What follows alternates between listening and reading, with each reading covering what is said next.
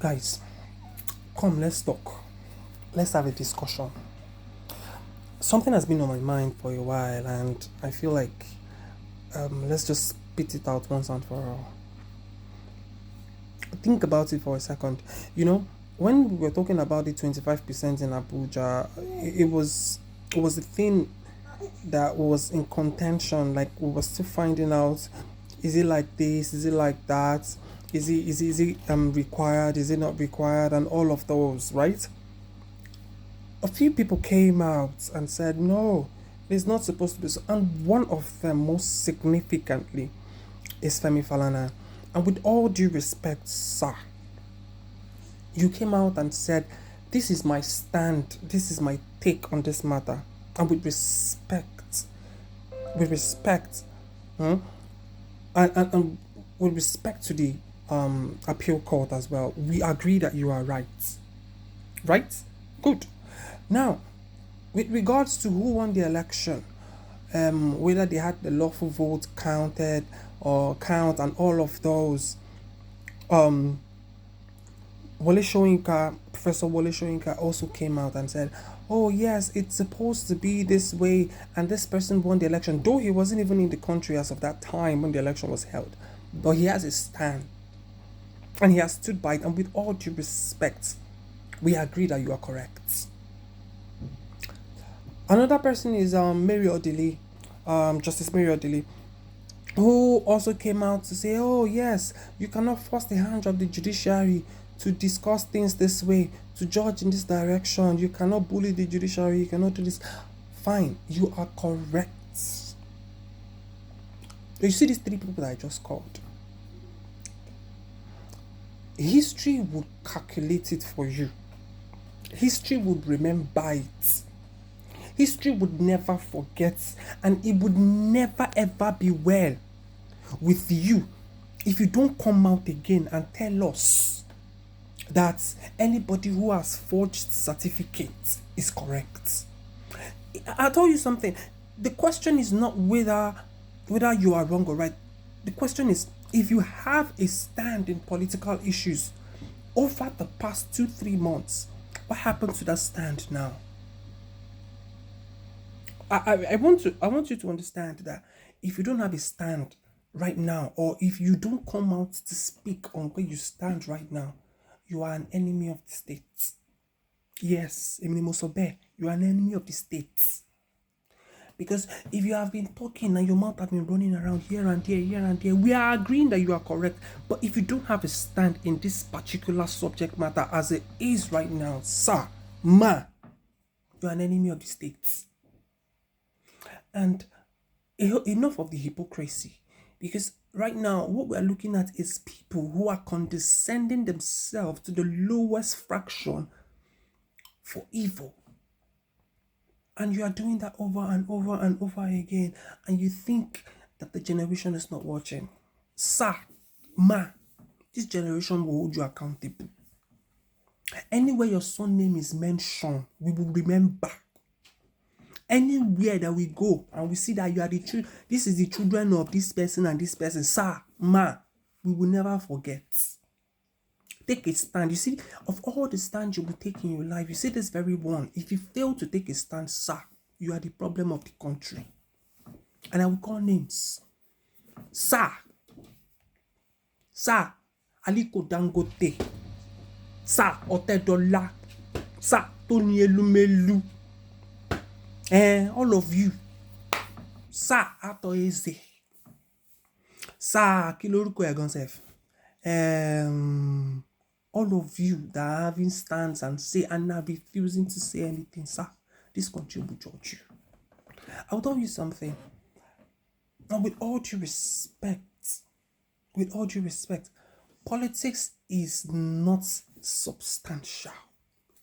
Politics is insubstantial in nature. Power is indivisible. Power is not something you can touch. But you see, politics is exactly perception.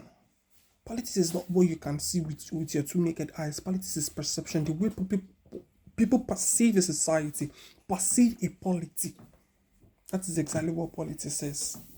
And I will tell you, With the perception going on in the country today, and the ones that you have added and talked about, and the one that you refuse to talk about, and you are letting us opening our mouth and shouting every now and then, we that we don't even have money, we don't even have anything, we are the ones shouting and you are keeping quiet. Sir, the day that this country will turn to Afghanistan, all the business you have in this country will go down the drain, and we are going there. Business owners that are refusing to say anything, the day that there is going to be a civil protest, the day that there's going to be a civil disobedience in this country, all of us, all of us, we're all going to lule. And so people think if you have business in the country, you're okay. Protect your business and don't speak. If you speak, this will happen against you. Sir, that business would not last the next 10 years because the polity would not last the next 10 years. It's going to go down the drain. In case you don't know, the reason why investors are running away is because they are seeing with their two naked eyes what is wrong with the country. And if you don't correct it by speaking up today, if you guys don't call yourselves together and raise one voice out and speak, sir, Naira will be useless to you. And all your investment in the Naira land will be useless. It's just the logic that I'm telling you.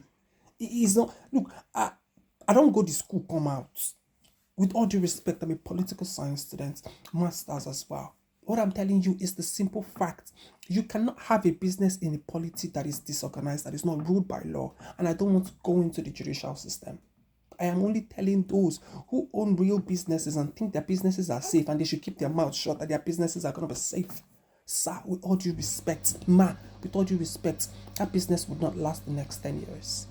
That is exactly why you are seeing small-scale businesses. People who have small money, they will close down all their businesses and travel out. Because it is just as simple as it is. The law is not substantial. You cannot hold it. It's an inanimate object. The law is an inanimate object. It is built on perception. Built on perception. And if that perception right now cannot be maintained, if there is this decay in institutional failure, sir, we go all lule, all of us. So don't think your business is safe. Nobody's coming to save a dime in the damn fucking country if it goes down.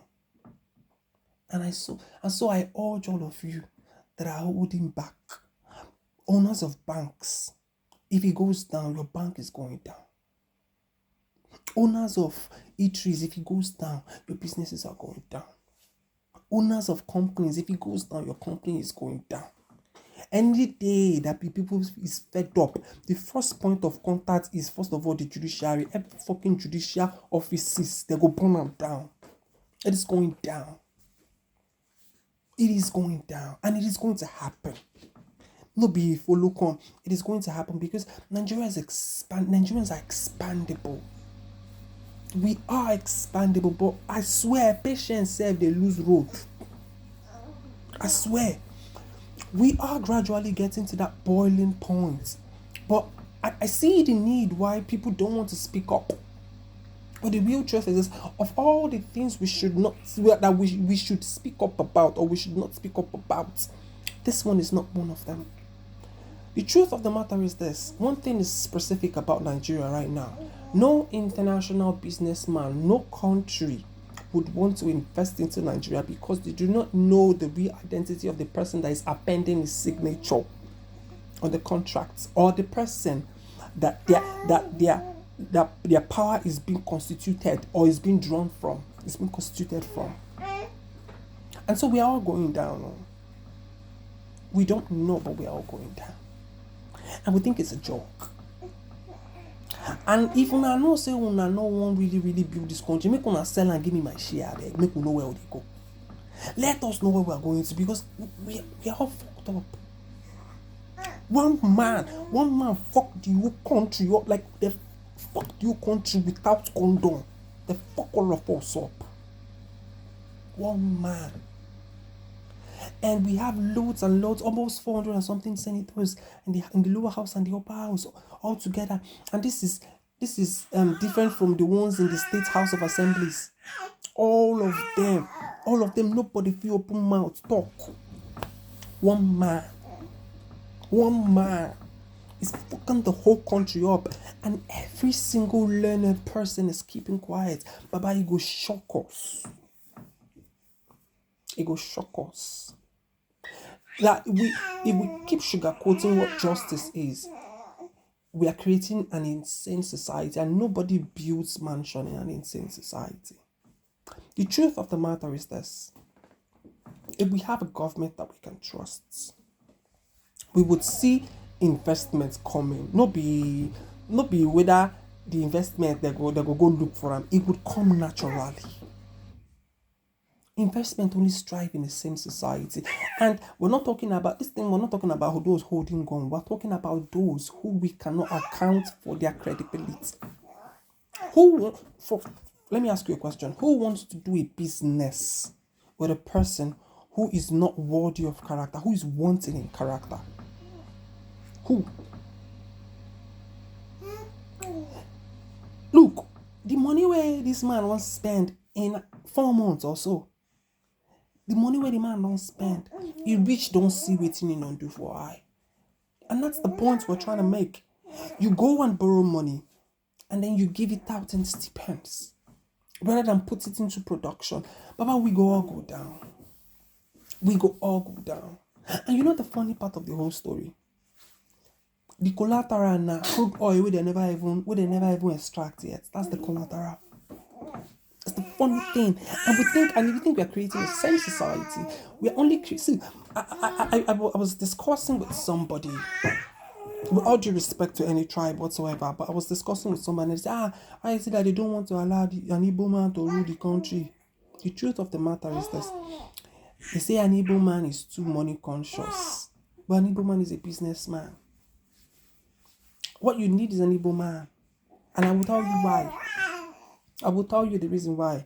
The first function of a president, and I'm not talking about the government, because the first function of a government is the protection of life and property of its citizens. But the first function of a president is to liaise on behalf of its people and bring in good deals, sign good deals into law that would benefit its people, to liaise and sign good deals on behalf of its people with multinational corporations, with other countries. That is the first job of a president. And a president is not to even protect life and properties. That is the function of a government. But you see, a president that cannot articulate information, digest it, think of a pathway that it would progress the life of its people 10 years, 20 years from now. That is the wrong president to bring into power. And that is exactly what most people don't know. I will now tell you why I called an Igbo man, for example. An Igbo man has been a businessman that anywhere he took his hand, business go enter. They are the best person to liaise on behalf of Nigeria because they know where to make the money from. And we think, Nigeria needs an Igbo man more than an Igbo man needs Nigeria. Take it to the bank. Take it to the bank. And we joke about it every single day. People who cannot read a full-fledged 15-page document, understand it perfectly well, and then digest it in order to even sign. And people who are making our president, do you know how much they have signed without even reading? If you want to know, go and look the past 8 years. I can guarantee you that 50% of the document that Baba signed, he did not read. Even though he read, he never digested. And we're joking. We think it's a joke. Papa, we think it's a joke. All of us will go down. And if we don't make headways right now, I beg on you. Upon Peking, keep down. I'm worried for the future of that child. And so are you. You're worried for your own child as well. We cannot build a country like this. The country will soon collapse. Nigeria is not far from Sudan and Somalia. We're not too far again. No. We're not too far.